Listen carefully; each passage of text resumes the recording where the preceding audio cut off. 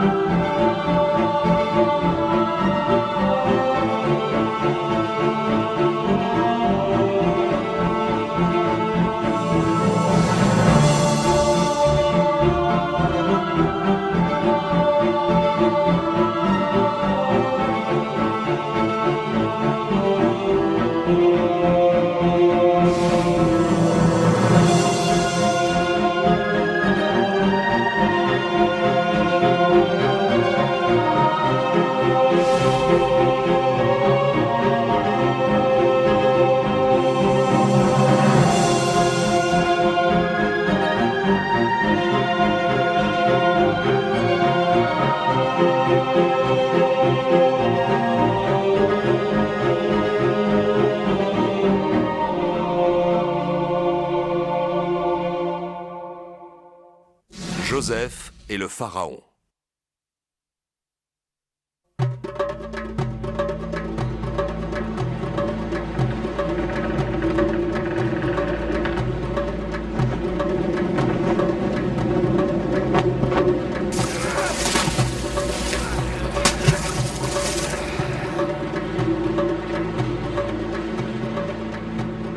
Un cavalier est venu m'apporter un ordre de mission émanant de Pharaon. C'est tout à votre honneur. En effet, mais il serait encore plus satisfaisant pour moi de trouver une solution à son problème. Je m'en voudrais de jouer les indiscrets, mais quel est ce problème que Pharaon vous a demandé de résoudre, au juste? Je l'ignore, tout ce que je sais, c'est que cela concerne un rêve. Pharaon désire en connaître le sens. Eh bien, puisse Horus vous assister dans votre tâche et éclairer votre chemin.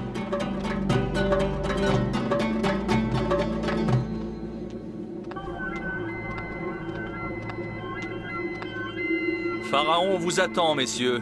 Entrez.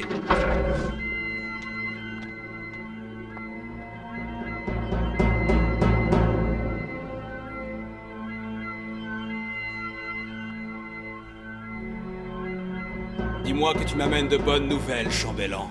Oui, Pharaon, je suis revenu avec les plus puissants devins d'Égypte afin qu'ils interprètent votre rêve. J'espère qu'ils pourront donner un sens à mes visions nocturnes. Je n'en ai pas le moindre doute. Racontez-leur votre songe. Eh bien voilà, je me tenais sur les rives du Nil lorsque j'aperçus 7 vaches grasses qui paissaient tranquillement dans les hautes herbes. Et puis soudain, 7 vaches maigres ont surgi des flots. Elles semblaient déchaînées. Elles ont foncé vers les premières et les ont dévorées. C'est à ce moment-là que je me suis réveillé.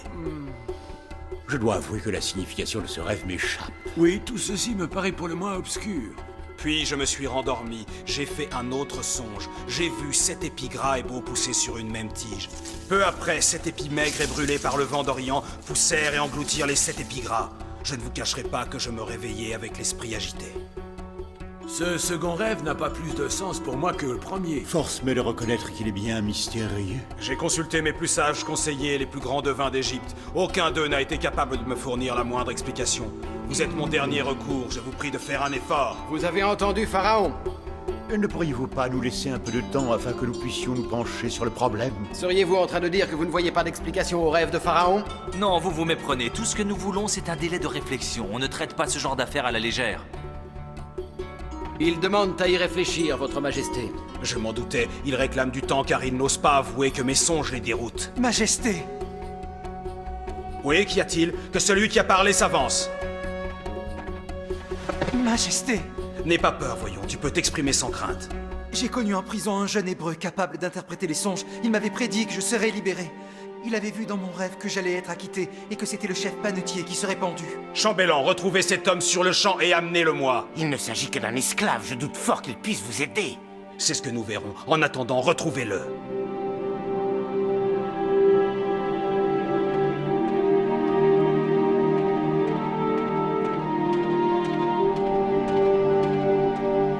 Les 7 vaches grasses étaient en train de paître tranquillement sur les berges du Nil, lorsque les 7 vaches maigres jaillirent du fleuve comme des furies. Elles se jetèrent sur les 7 vaches grasses qui ne les avaient pas vues arriver, et ne firent d'elles qu'une bouchée. Quant aux 7 épis gras, eux aussi furent dévorés par les 7 épis maigres. Que peut bien signifier ce rêve? Ce n'est pas moi, c'est Dieu qui vous donnera une réponse. Moi, je ne suis qu'un esclave. Si tu parviens à trouver une explication à mon songe, je changerai ta condition. Eh bien, je dirais que ces deux rêves n'en forment qu'un. Les 7 vaches grasses ainsi que les 7 beaux épis représentent 7 années d'abondance, tandis que les 7 vaches maigres et les 7 épis malades représentent 7 années de disette. Pour ce qui est de l'interprétation, je pense pouvoir avancer que l'Égypte tout entière va connaître 7 années de prospérité. Malheureusement, cette période de faste sera suivie par autant d'années d'une misère dévastatrice qui causera grand tort au pays. Si vous avez fait le même songe à 2 reprises, c'est que pour le Seigneur, la chose est arrêtée. Il ne tardera pas à l'exécuter. Quelle terrible nouvelle tu m'annonces là, mon ami! Au fait, j'ai oublié de te demander ton nom. Je m'appelle Joseph, Votre Altesse. Je suis le fils de Jacob ou d'Israël, si vous préférez. Je crois au Dieu unique et invisible.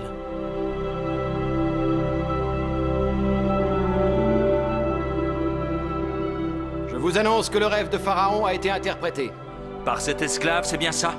Ce n'est plus un esclave. Et combien Pharaon l'a-t-il payé? Ah, il ne lui a pas versé le moindre sou, il n'en a pas eu besoin. Comment est-ce possible? Cela va à l'encontre des pratiques habituelles. Pratiques instaurées par vous, si je ne m'abuse. Je comprends que cela vous dérange. Pharaon va-t-il demander à cet Hébreu de s'installer à la cour? Non, cela serait contraire à la règle. Les Hébreux n'y ont pas leur place. C'est à Pharaon et à lui seul d'en décider. Il n'oserait cependant pas faire fi du protocole. Les Hébreux n'ont rien à faire à la cour, je ne vois pas pourquoi ils y seraient admis. Ne perdez pas votre temps à discuter, la décision appartient à Pharaon. Quoi qu'on en dise, il faut bien admettre que cet Hébreu est le seul à avoir pu expliquer le songe. Moi, je dis qu'il faudrait carrément interdire aux Hébreux de venir en Égypte. Et que ferait-on sans eux? Tu peux me le dire? Notre pays a besoin de savants, de tisserands, d'artisans de toute profession, mais aussi d'esclaves. Tout ça, c'est de la faute de cet imbécile de domestique. S'il n'avait pas dit à Pharaon qu'il connaissait cet Hébreu, on ne serait pas en train de parler pour rien alors qu'il est.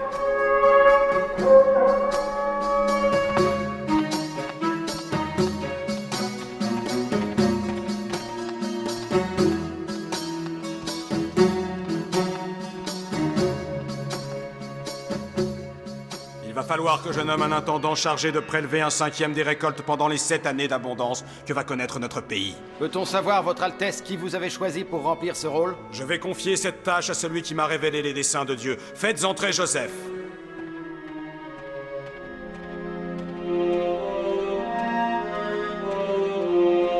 Je vous salue, Votre Majesté. Conscient du privilège que j'ai eu d'avoir rencontré un homme capable de deviner les insondables projets du divin, j'ai décidé de te nommer gouverneur de mon royaume. Le peuple d'Égypte obéira à tes ordres et tu n'auras à répondre de tes décisions que devant moi. Prends cette bague, elle te servira de sauf-conduit.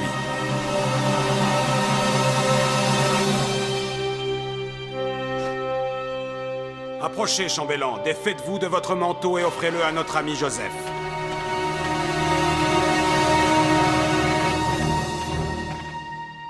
Relève-toi, Joseph, et sache que dorénavant, nul ne pourra lever le petit doigt en terre d'Égypte sans en avoir au préalable reçu ta permission.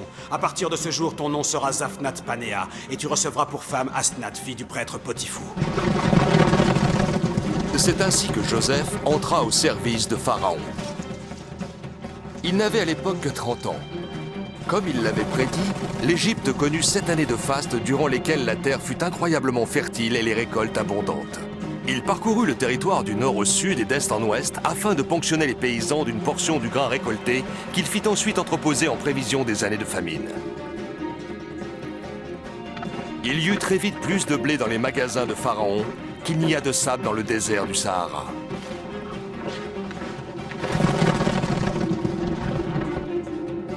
Le peuple égyptien faisait provision de nourriture afin d'être prêt lorsque la disette viendrait à frapper.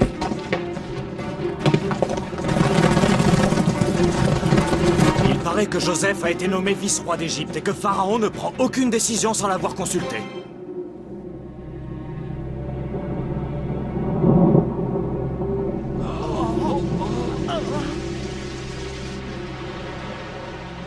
Puis, comme l'avait annoncé Joseph, les années de famine tant redoutées arrivèrent.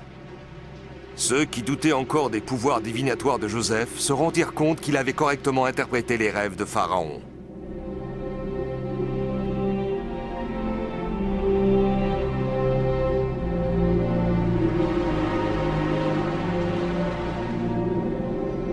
Le peuple d'Égypte souffrait chaque jour davantage de la famine. Désespérés, ils se regroupaient devant le palais de Pharaon.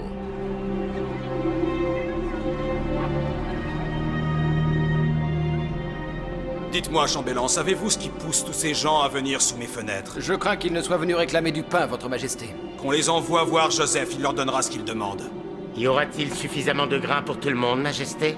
Il y en a largement assez. Joseph ne fait pas les choses à moitié.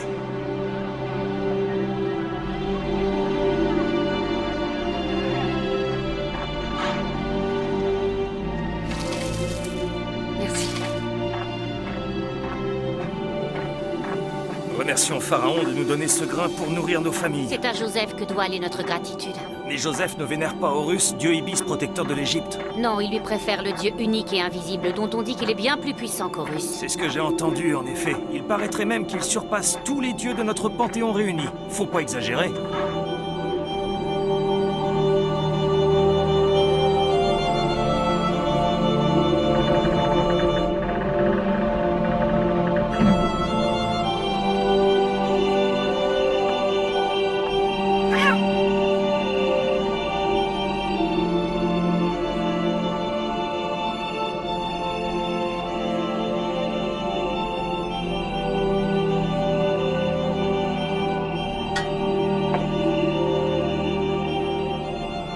Seigneur Tout-Puissant, je vous rends grâce pour avoir sauvé de la faim le peuple d'Égypte.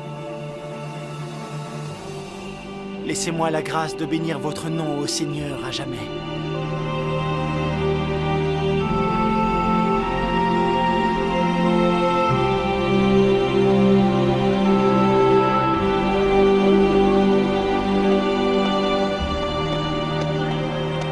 Seuls ceux qui possèdent de l'argent auront le droit d'entrer dans la ville, qu'on se le dise!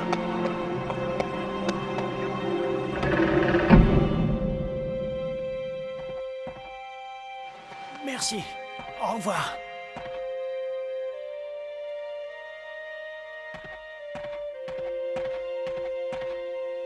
Vous voulez acheter du blé? Mais de quelle contrée lointaine venez-vous? Nous venons d'un pays appelé Haute-Nubie, monseigneur. Et de combien d'argent disposez-vous pour acquérir ce blé?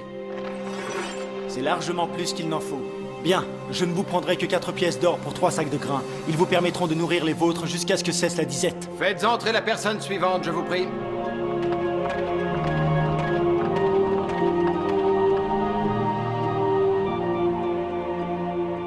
Mais je les reconnais. Ces hommes sont mes frères.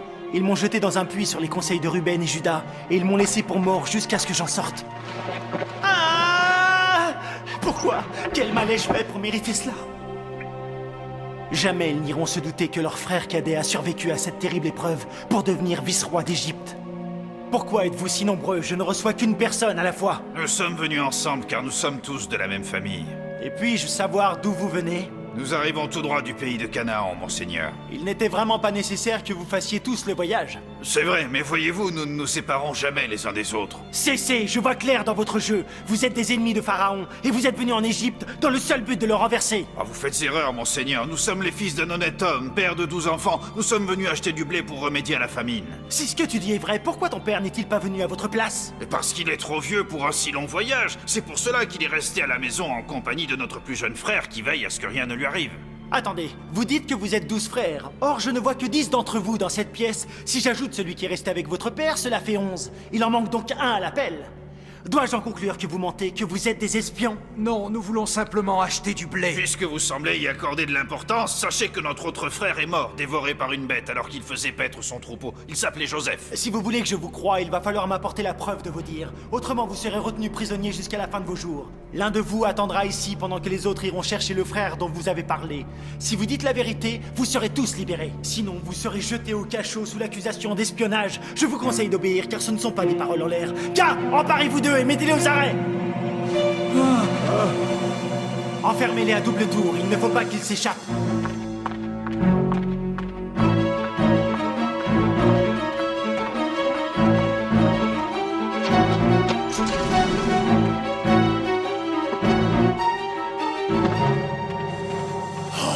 Cette histoire m'a coupé l'appétit. Je n'ai même plus la force de manger cette orange. Nous ne resterons pas longtemps enfermés puisque les accusations qu'on porte contre nous sont fausses.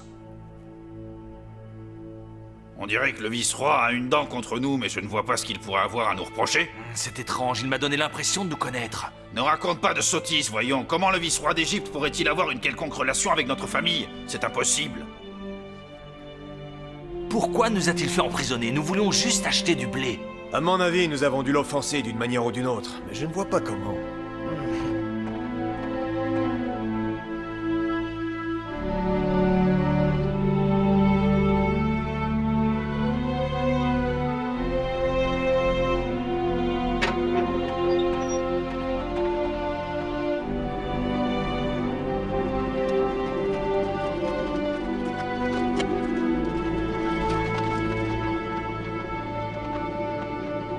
Je vais maintenant désigner celui d'entre vous qui restera avec moi pendant que vous irez chercher votre frère. Je vous laisse 3 semaines, ensuite je tue l'otage.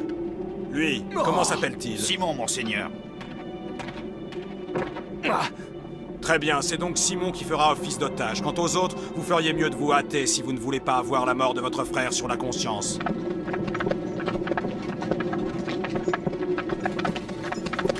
Je vous en prie, messieurs, je n'ai pas de quoi manger, aidez-moi. Tiens, mon brave.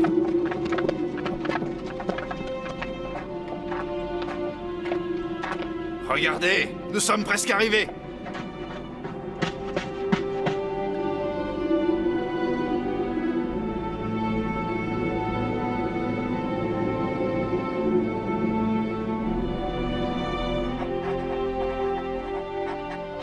Scribe, les espions venus de Canaan sont-ils revenus avec leurs frères? Non, monseigneur, et ils n'ont donné aucune nouvelle. Peut-être n'entendrons-nous jamais plus parler d'eux. S'ils n'arrivent pas d'ici la prochaine lune, nous n'aurons qu'à tuer l'otage. C'est un bien court délai pour un si long voyage, Majesté. Accordez-leur davantage de temps. Il se peut qu'ils aient rencontré quelques problèmes chemin faisant. Il est vrai que les routes sont peu sûres de nos jours.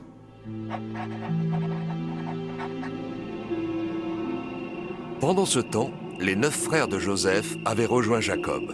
Lorsqu'ils firent à leur père le récit de leur déboire en Égypte, celui-ci pria. Oh Seigneur Tout-Puissant, entendez ma prière. Faites que le vice-roi d'Égypte ne s'en prenne pas à mes fils. Faites qu'ils rentrent sains et saufs auprès de leur vieux père. Accordez-moi vos faveurs, Seigneur, et je vous rendrai grâce en sacrifiant un agneau. Vous pouvez partir, mes enfants, et emmener Benjamin avec vous, afin que le vice-roi fasse sa connaissance. Mais prenez soin de votre frère, car s'il lui arrivait malheur, je mourrais de chagrin.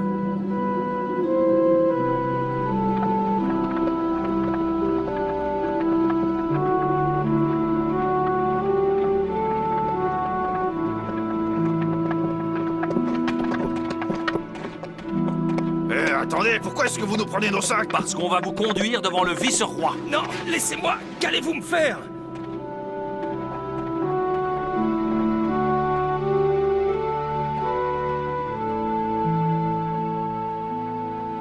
Ah, mes frères. Bonjour, monseigneur. Je veux tout savoir sur votre famille. Votre père est-il toujours en vie? Comment se porte-t-il? Surtout ne me cachez rien.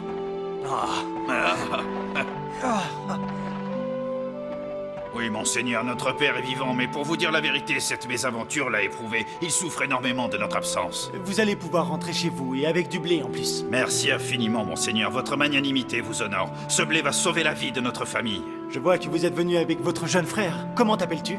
Benjamin, je suis le fils préféré de notre père. Ça n'a pas toujours été ainsi. Avant la mort de notre frère Joseph, c'était à lui qu'allaient ses faveurs. Voilà une bien triste histoire. Je suis désolé que tu aies perdu ton frère. Pas autant que moi. Il me manque chaque jour que Dieu fait.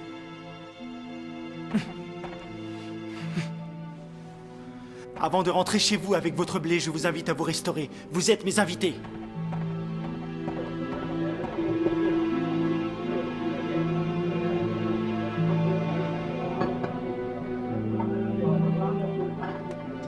Je vous remercie, mon brave, mais je crains de ne pas pouvoir en avaler davantage. Je suis repu. Le vice-roi veut que vous soyez bien reçus. Ah, c'est succulent.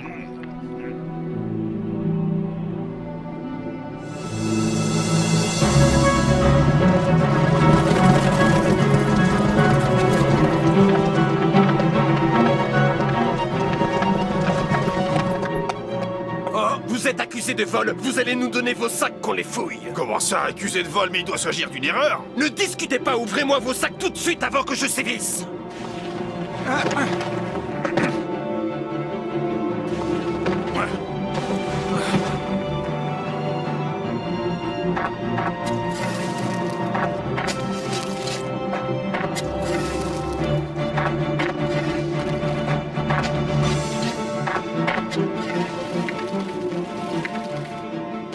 J'en étais sûr. sûr, voilà comment vous remerciez le vice-roi de son hospitalité. Vous n'êtes qu'une bande de crapules. Regardez, ces brigands ont osé dérober la coupe dans laquelle boit notre maître et dont il se sert pour deviner les desseins du Tout-Puissant. Qu'avez-vous fait, misérable inconscient? Ne savez-vous pas qu'un homme comme moi a des pouvoirs divinatoires? Et que penserait votre père de cette vilainie s'il venait à l'apprendre? J'avais raison de me méfier de vous. Vous avez essayé de vous jouer de moi. Pour avoir rendu le mal pour le bien, je garderai votre frère Benjamin. Il sera mon esclave. Mais je vous promets que nous ne sommes pas des voleurs. Je ne comprends pas comment cette coupe a pu se retrouver dans un de nos sacs. C'est une machination. Quelqu'un doit nous en vouloir au point de nous causer du tort. Mais pourquoi nous en voudrait-on? Monseigneur, faites de moi votre esclave et épargnez Benjamin. Notre père aurait trop de peine si nous rentrions sans lui.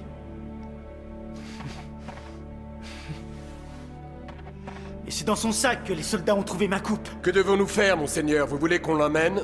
Non, ce ne sera pas nécessaire. J'ai changé d'avis. Vous n'avez qu'à le libérer. Sa peine a été suffisamment sévère.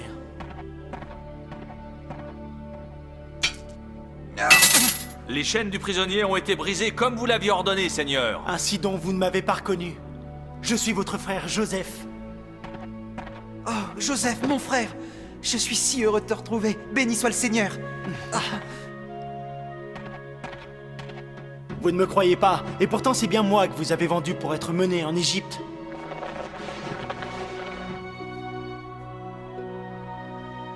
Ne restez pas comme ça, relevez-vous et approchez.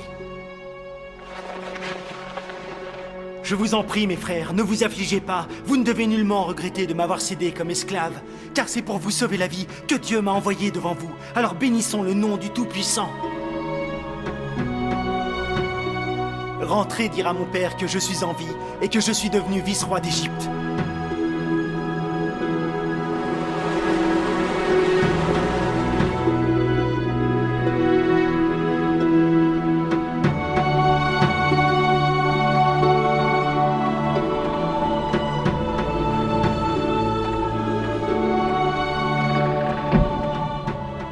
Tu as sauvé l'Égypte, Joseph. Par conséquent, l'Égypte deviendra la terre d'accueil de ta famille. Tes frères vont retourner auprès de ton père. Quand ils seront arrivés, ils réuniront tout ce qu'ils possèdent et repartiront avec ton père, sa femme, ainsi que toute leur famille pour venir s'installer en Égypte. Tiens, Jacob, essaie d'avaler quelque chose. Merci, mais je n'ai pas faim. Je ne peux m'empêcher de penser à mes fils. Ne t'en fais pas, Jacob. Je suis sûr qu'ils reviendront. Je l'espère, il me manque tellement.